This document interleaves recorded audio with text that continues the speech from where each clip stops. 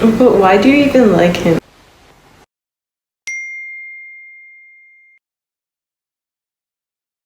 I think he likes me, but I don't like him really though. Yeah, but it could actually work with this guy. Well, I guess I'll settle for what I can have. Let me give you some advice. If the guy that you like would show up, you would leave that other guy, right? So I wasn't setting myself up to receive what I truly wanted, even if I thought it was unrealistic. Even though I was way too young to even think about dating, this is the point I'm trying to make. Maybe God wants to bless you with what you truly desire, but if your hands are full, then you can't receive it. So trust that God does have someone for you, and therefore you won't want to settle and you won't think about settling.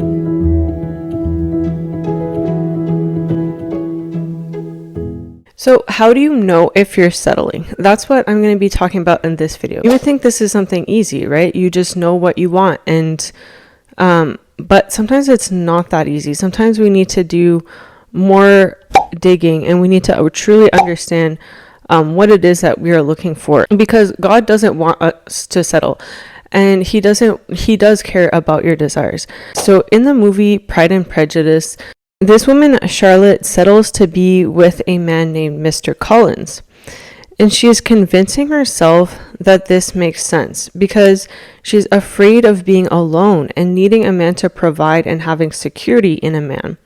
She doesn't know what will happen next if she doesn't simply settle with what she can get in the moment. She thinks she's getting old and there's no one else who likes her and she has no prospects. She views marriage as something that can work with just anyone.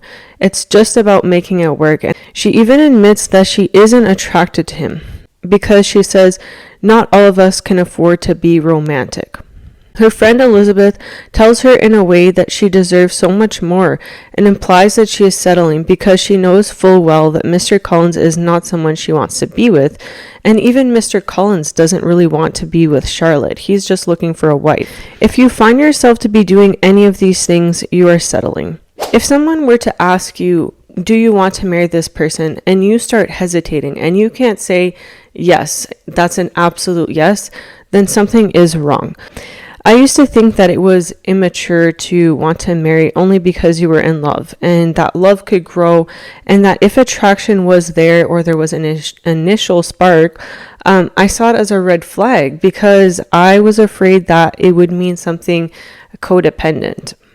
When a prospect comes up, I'm just going to say a prospect as if we're living in the 19th century, but what I mean is when someone starts pursuing you or shows interest in you, you'll likely wonder, do they like me? And could this work? Instead of caring if they like you, you should ask yourself if you like them. Because if you don't even like them, it doesn't matter if they like you. You have to figure out for yourself first if you like them. Marriage can be an idol. That's what I've learned. Marriage can be the thing that you want, despite the person with whom you get married to. It's just the fact that you want to get married. You want to settle down. Everyone else is getting married and you just really want to get married, and it has nothing to do with the person. And so if marriage is an idol for you, you may tend to dismiss the person and just use them for what you can get out of them. And that's wrong as well, because we don't want to be using people, right? You don't marry someone because you just want to get married, or like I said, it's what everyone else is doing. You marry someone because you're in love with them. So if there's no one that you're in love with that you would want to get married to, then you don't get married because it's so we're not in the 19th century, okay? Even though Pride and Prejudice was filmed to be in the 19th century to portray kind of how it was back then, this isn't how it is now. So you don't have to just settle for someone, and I'm not saying that like in a feminist way. Like if you want to get married, that's great. But it's the fact that you shouldn't get married just because it's the thing to do. You get married because you're in love with someone. I kind of stopped thinking that way too for a while, because I was like, well, I was in love and apparently that was not enough, because, no amount of loving someone can change them. And, you know, being in love sometimes isn't the only component that's necessary in a relationship. You need to evaluate a person's character, and you need to see if it would even work long term with them. And so God doesn't want you to settle for someone that you're not attracted to, and he also doesn't want you to settle for someone who you're in love with but that's just treating you badly or something like that. Only you can know if you're settling. So ask yourself these questions. Am I simply flattered that someone likes me and I crave affection?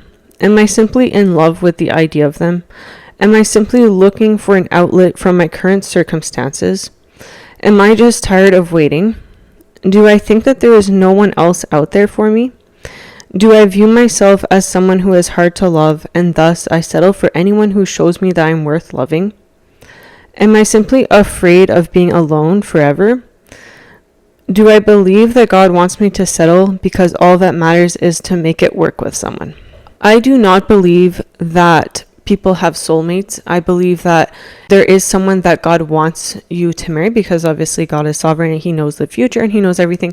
It is important to find the person that God wants for you to be with, the person that, you know, has all those qualities that you were looking for, but that is also somebody that you're attracted to and somebody that you can make it work with. So that person was toxic, I was attracted to them, so that means, you know, I can't be with someone that I'm attracted to. Like, no. You want to look for someone that has all of those components, not just, you know, bits and pieces and then saying, oh, it doesn't matter. You know, I'll just make it work, and, you know, there's no one else. So, you know, that's not, I kicked my tripod. That's not how it's supposed to be, right? So, but like I said, only know if you're settling. So I would invite you to, you know, maybe just pause the video at that part where I said the questions, and then you can just kind of discern that for yourself. But I hope that this was helpful, and thank you for watching. Bye, guys.